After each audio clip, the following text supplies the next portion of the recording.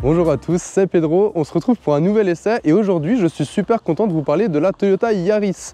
Modèle sorti en 1999, c'est l'un des best-sellers de la marque, notamment en France, là où elle est fabriquée. Et oui, cette Yaris est made in France. Alors j'ai déjà eu l'occasion d'essayer cette 4e génération à sa sortie en 2020, mais à l'époque je faisais pas encore de vidéo. Donc je me suis dit que j'allais vous présenter en vidéo cette phase 2 qui est apparu donc l'année dernière. On a quelques petits changements esthétiques, quelques améliorations, notamment un nouveau moteur, puisque sous le capot, on retrouve donc le 1,5 litre essence hybridé, 216 ou 130 chevaux, donc la nouvelle motorisation, toujours couplé avec la boîte ICVT qui nous permet d'avoir des consommations super basses. On verra ça tout à l'heure sur la route, mais vous allez voir que c'est assez impressionnant. D'ailleurs, c'est pour cette raison que je suis parti sur le petit moteur de 116 chevaux et non pas le nouveau de 130, parce que je voulais vraiment baisser les consommations au max et voir à quel point on pouvait les descendre. Mais ça, on verra ça tout à l'heure sur la route. On va d'abord parler un petit peu de design.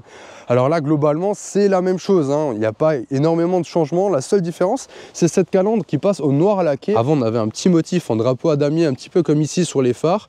On garde toujours d'ailleurs les feux un petit peu en amande étirés, comme ça, très effilés, avec la signature lumineuse assez dynamique. C'est vrai qu'on a des lignes assez bodybuildées, hein. Ça se voit déjà ici sur l'aile avant, sur cette partie ici, hein, qui visuellement élargit le véhicule, et puis ces ailes extrêmement bombées, tout comme à l'arrière ici, on a pas mal de lignes assez dynamiques, hein, notamment la ligne de caisse ici, là ça remonte sur la partie basse, etc. Et puis cette ligne ici qui forme donc l'aile arrière, c'est assez sympathique. Au niveau des jantes, sur la phase 2, on a un nouveau dessin qui équipe la finition première. Aujourd'hui, on est sur une finition collection, donc c'est le milieu de gamme plus, en dessous de la GR, en dessous de la première. Mais voilà, on a quand même déjà un véhicule très bien équipé. Ici, on a d'ailleurs le biton qui apparaît donc sur cette finition. Donc on a le toit noir avec ici un blanc nacré très joli mais très salissant, comme vous pouvez le voir ici avec cette météo très humide. Et donc les jantes vont de 15 à 17 pouces comme ici où on a ces jantes donc en forme de sakura un petit peu. Ça me fait un petit peu penser à ces fleurs japonaises. Et puis à l'arrière, on retrouve donc ces ailes très bombées qui laissent penser presque à une Yaris GR, hein, tellement que c'est large. C'est vrai qu'elle a quand même un côté très dynamique, cette Yaris, et j'aime beaucoup, elle est assez bodybuildée, ça donne vraiment du charisme, je trouve. Au niveau des feux, on a donc deux optiques ici avec une signature lumineuse qui n'a pas évolué, toujours reliée par ce bandeau en noir laqué ici. C'est très joli, par contre ça se micro-raye super facilement, donc on aura rapidement des petites rayures dessus. Et en partie basse, on retrouve un insert ici en noir laqué qui donne un petit côté un peu plus premium. Au niveau du coffre, on a un haillon manuel avec ici la petite caméra de recul, un volume de chargement de 286 litres et on a un petit sous-plancher ici, donc on va pouvoir retirer ce plancher, question de gagner un petit peu plus de place. On rentre facilement deux valises cabine et si on a besoin de plus de place, on peut rabattre la banquette ici divisée en 40 par 60 à l'aide des petites poignées situées juste là. Donc voilà, un volume de chargement d'une citadine, hein, on n'est pas non plus sur une grande voiture. Ici, on a un véhicule de moins de 4 mètres, 3,94 m, donc on ne peut pas non plus trop en demander. En tout cas, moi, en termes de design, je la trouve vraiment très sympathique. Dites-moi ce que vous en pensez en commentaire, mais je trouve qu'elle a quand même un côté, comme je vous ai dit, très bodybuildé et agressif pour la ville. Personnellement, j'aime bien. Et sachez qu'il existe aussi une version rehaussée, le Yaris Cross, donc c'est un SUV urbain qui permet d'être assis un petit peu plus haut. Par contre, il est quand même 25 cm plus grand, donc même si on est sur la même plateforme, il est un petit peu plus volumineux. Donc voilà, c'est à savoir. D'ailleurs, j'en ai fait une vidéo qui sortira bientôt sur la chaîne YouTube. Donc si vous ne souhaitez pas le louper, vous savez ce qu'il vous reste à faire. Abonnez-vous à la chaîne, comme ça vous êtes au courant. Allez, on passe à l'intérieur. Dans l'habitacle de cette Yaris phase 2, on a pas mal d'améliorations, notamment déjà la planche de bord qui certes garde le même dessin, mais qui est à présent moussée en partie haute. Il me semble que ce n'était pas le cas sur la phase 1.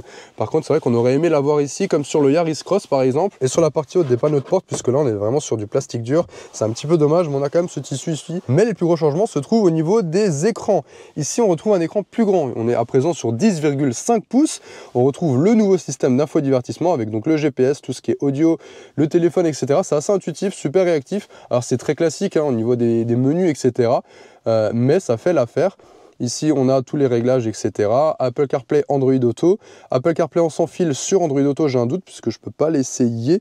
En tout cas, Apple CarPlay est en sans fil. Et on a un second écran ici de 12,3 pouces. Donc on passe sur un gros compteur digital. J'avais déjà pu le découvrir sur le RAV4. Eh bien, il est entièrement personnalisable. Alors attendez, est-ce qu'il faut que je... Oui, il faut que je démarre. Donc on va démarrer, je vais vous montrer ça. Voilà, alors on pourra donc changer entre différentes pages. Ici j'ai la première, je peux avoir la deuxième, la troisième. Et on peut donc toutes les personnaliser. Si maintenant je reste appuyé sur OK, donc tout ça, ça se gère ici au niveau du volant. Eh bien je vais pouvoir changer ce que je veux afficher par exemple au centre. Ici, conso carburant, le score éco, etc. On a plein de choses qu'on peut afficher ou non. Donc c'est assez sympathique. Ça nous permet d'avoir différents affichages. D'ailleurs, on a une petite animation ici quand on change de mode de conduite. Donc on a le mode éco, le mode normal, ainsi que le mode power. C'est assez quali, je trouve, au niveau des graphismes. Le volant ne change pas. On a donc ici toute la gestion du multimédia, à droite toute la gestion de la conduite semi-autonome de niveau 2. Et puis autre chose que moi j'apprécie, c'est qu'on a encore le réglage de climatisation en physique ici, avec des boutons, tous les raccourcis. On n'est pas obligé de passer par l'écran, ça c'est vraiment bien. Ici sur cette finition, on a la climatisation en bizone, les sièges chauffants sur 2 niveaux, donc low et high. En termes de connectique, on a 2 prises USB type C, une prise 12 volts juste au fond, un chargeur induction ici pour recharger votre téléphone, le sélecteur de vitesse ici avec le fameux mode break qui permettra de régénérer la batterie, on en parlera tout à l'heure sur la route. Et ici la gestion donc des modes de conduite ici, de l'ESP et pour forcer le passage au mode EV, l'auto hold qui nous permet donc de verrouiller les freins à l'arrêt, le frein à main électrique, 2 porte-gobelets ici avec un petit vide-poche. Et on a dans la coudoir non coulissant un tout petit rangement qui nous permet vraiment de ranger quelques pièces, pas plus, juste là. C'est vrai qu'en termes de rangement, c'est un petit peu limite, même si on a quand même ce petit rangement ici, moi qui me fait penser à ce qui se retrouvait sur la première Yaris. On avait plein de petits rangements latéraux, etc. C'était assez pratique. On a des bacs de porte qui ne sont pas non plus très généreux. On mettra une bouteille et puis un petit chiffon, ce sera tout. Et au niveau de la boîte à gants, parce que je sais que ça intéresse certains, c'est vrai que je pense pas toujours à la montrer, mais on a quelque chose d'assez petit également, on ne mettra pas grand chose dedans. Donc c'est vrai qu'en termes de rangement, c'est pas tip top. On est installé dans des sièges en simili-cuir ici avec du tissu au centre, donc sur la finition collection. On a également des sièges en 100% tissu sur les finitions les plus basses. On est assez bien, c'est assez moelleux quand même, on est assez bien installé. Même si on a un réglage manuel, on a quand même le réglage des lombaires électriques, donc ça c'est agréable pour avoir une bonne position de conduite. Et honnêtement, du peu que j'ai roulé là, je me sens vraiment bien. Et j'ai oublié de vous le dire, là, je viens de le voir, on a également le volant chauffant qui s'active juste là sur la partie gauche. Donc volant chauffant, ça c'est pratique, je l'ai activé ce matin, ça a fait du bien aux mains. Bon, à présent, on va passer à l'arrière. J'ai juste réglé mon siège à ma taille. Pour rappel, je fais 1m84, là je suis pas trop mal. Et on va passer à l'arrière, question de voir l'habitabilité, puisqu'on est quand même sur une petite voiture citadine. C'est similaire au Yaris Cross au niveau des jambes. Il me reste quelques centimètres ici, je peux largement passer les pieds sous le siège. Par contre, au niveau de la garde-toit, je suis beaucoup plus contraint que dans le Yaris Cross, puisque là je touche complètement alors que je frôlais juste dans le Yaris Cross. Par contre, on a ce même effet un petit peu engoncé comme ça, avec ces montants assez proéminents. On a des petites ouvertures, mais du coup, on se sent vraiment à l'étroit, notamment là contre, etc.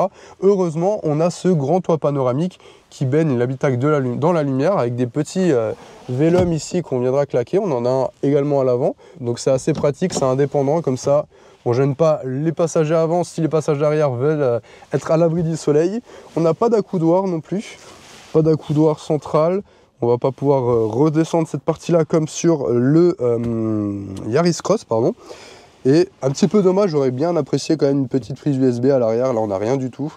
Donc voilà, ça sera vraiment limité. Et puis, comme à l'avant, on a du plastique dur partout ici. Donc voilà, c'est un petit peu dommage. C'est vrai qu'on aurait apprécié un tout petit plus au niveau des finitions. Après, c'est vrai qu'on a un tarif assez abordable, on en parlera tout à l'heure sur la route, mais ça reste assez raisonnable et surtout, voilà, le plus important, c'est les consommations. Et on va aller voir ça sur la route, c'est pourquoi je vais reprendre le volant et vous donner mon ressenti derrière ce dernier. Qui dit citadine dit forcément ville. Et c'est là où se débrouille le mieux cette Yaris. Avec son gabarit super compact, on arrive à la manœuvrer à la perfection. On a quelque chose en plus de ça, un peu plus confortable, comme vous pouvez le voir sur ces pavés, que sur le Yaris Cross qui était beaucoup plus ferme. Là on a vraiment un meilleur amortissement. Après on a une voiture plus légère aussi, le Yaris Cross était plus lourd, donc même à taille de jante égale, forcément on a quelque chose de plus ferme. Ici c'est beaucoup mieux, ça tape beaucoup moins fort sur les grosses déformations, même si c'est pas non plus le confort extrême, ça suffira. Autre chose qui m'a agréablement surpris par rapport au Yaris Cross, c'est l'insonorisation qui est quand même meilleure. Je sais pas si comme sur le Yaris Cross, cette Yaris phase 2 a eu droit à une meilleure insonorisation que sur la phase 1, mais en tout cas, c'est beaucoup mieux. On entend beaucoup moins le bruit du moteur qui se fait plus discret, même si on l'entend quand même. Hein. Avec cette boîte ICVT, lorsqu'on monte un petit peu dans les tours, eh bien on l'entend tout de suite, mais ça sera surtout sur les grosses accélérations. Ils ont quand même fait un énorme progrès au fil du temps.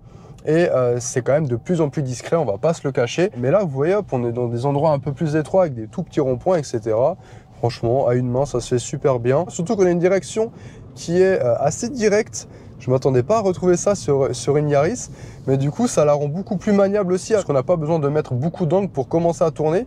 Donc, ce qui fait qu'avec des manœuvres assez courtes, eh bien, on tourne rapidement sur nous-mêmes. Et ça, pour la ville, eh bien, c'est vraiment un plus. Il y a quelques instants, je vous parlais du moteur.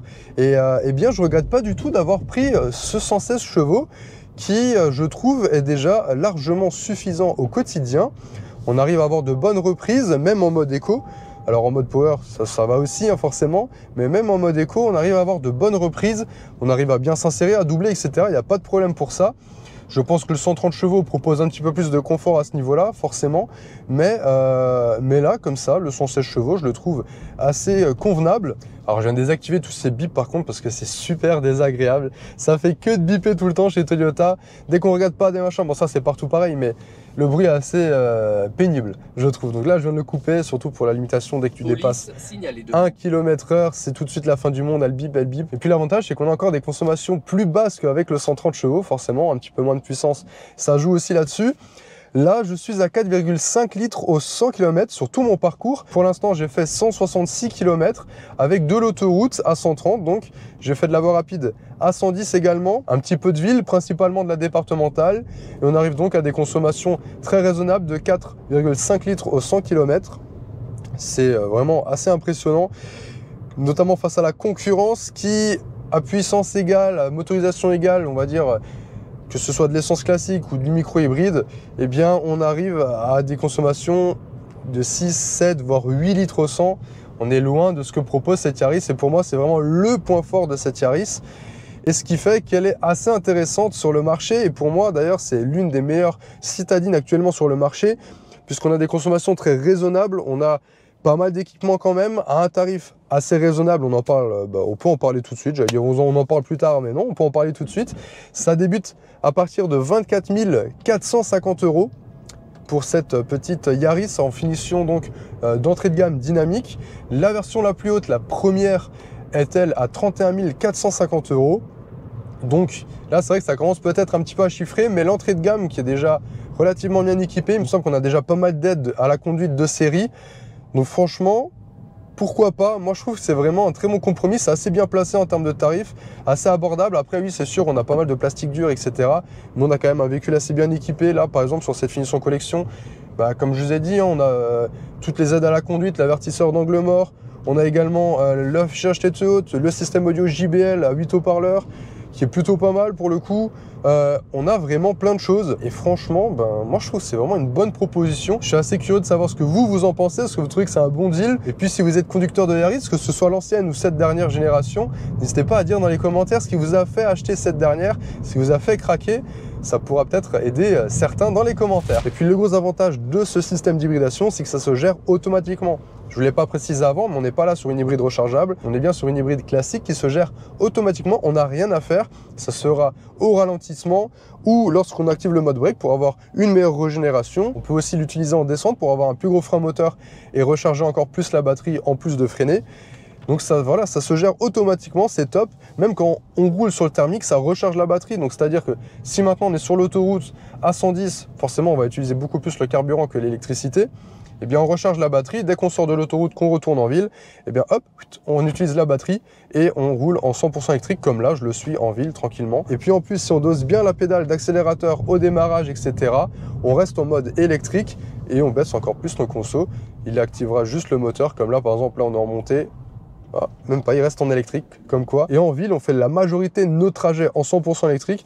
Et ça, c'est super appréciable déjà pour le bruit, parce que c'est assez silencieux. Et en plus, pour les consommations. Puis on se prête au jeu de l'éco-conduite, on essaie de baisser notre consommation au maximum en dosant les accélérations, les freinages, etc. Je vais essayer de continuer de baisser cette dernière. Donc je noterai à la fin de l'essai à combien je suis descendu. Là, je suis à 4,5. Ce qui est déjà très raisonnable, mais je vais voir si j'arrive encore à descendre un petit peu. Et puis au contraire, avant je l'ai un petit peu bousculé pour voir ce que ça donnait en termes de dynamisme, et il y a un petit effet karting quand même, c'est assez rigolo. Après on sent qu'elle est quand même pas faite pour être dynamique, c'est vraiment plus pour conduire en ville, etc., ou être conduit normalement, mais voilà, en tout cas elle se débrouillera parfaitement en ville comme en dehors, sur l'autoroute, etc. On a des très bonnes aides à la conduite. On a un maintien dans la voie assez souple, sans trop de correction de trajectoire. Par contre, on a des freinages assez brusques parfois, dépendant de la distance de sécurité que l'on choisit.